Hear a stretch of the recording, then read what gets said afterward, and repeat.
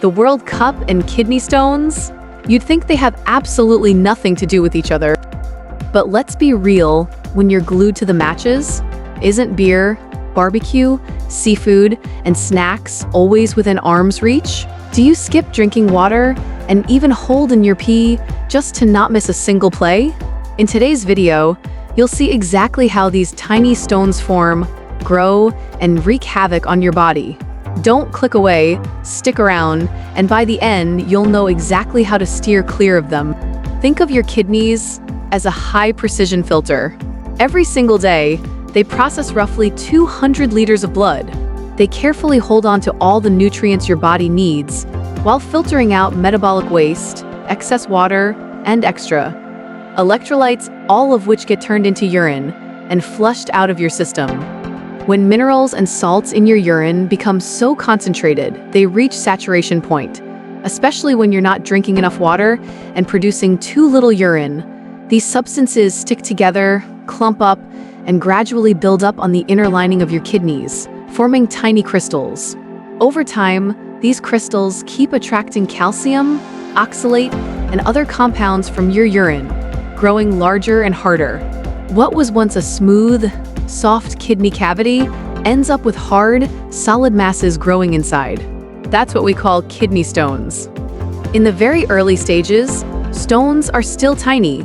At this point, if you stay consistently well hydrated, the steady flow of urine can flush these microcrystals right out of your body completely unnoticed, stopping stones from ever forming at the source.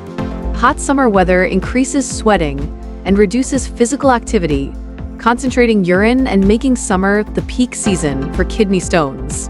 Throw the World Cup into the mix, and it becomes a perfect storm. Staying up late to watch games disrupts your kidney's normal metabolic rhythm.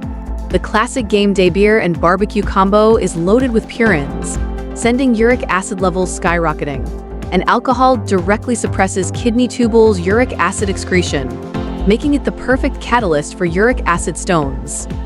Add hours of sitting still, forgetting to drink water while fixated on the match, and even holding your pee intentionally, and your urine becomes highly concentrated.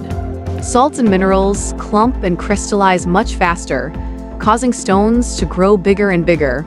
Eventually, a stone can move into your urinary tract and get wedged tight in the narrow section of your ureter. The lining of the ureter is covered in smooth muscle. As soon as it detects a foreign object blocking the way, the muscles contract uncontrollably in waves, squeezing hard in a desperate attempt to push the stone out. But the harder they push, the more intense the pain. These waves of muscle spasms cause bouts of severe, intermittent colic that comes and goes. The pain usually strikes suddenly in your lower back and side, and as the stone slowly shifts inside the ureter, it can radiate down to your lower abdomen and groin.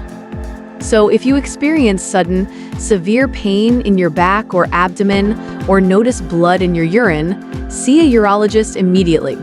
Do not delay. Waiting can make your condition much worse.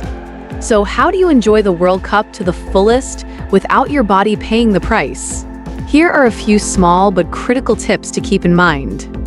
First, don't treat beer or sugary drinks as your go-to game day beverages. Keep water within reach. Take sips during halftime. Pale yellow, clear urine is a sign you're properly hydrated. Second, no matter how nail-biting the match is, never hold your urine. Third, don't stay parked on the couch the whole time. All-day desk sitting, plus hours on the sofa at night, basically gives kidney stones the green light. Stand up and walk around at halftime. Beyond these tips, other daily habits also matter. I've compiled them all into an on-screen table. Feel free to pause the video to save them for later. The World Cup only comes around every 4 years and is a special event, but your kidneys can't handle this non-stop wear and tear. Watch the games the healthy way, and you'll enjoy every minute worry-free. Wishing you all great health. Have any of you ever passed a kidney stone on your own? Drop a comment below. How big was the stone, and what did it feel like?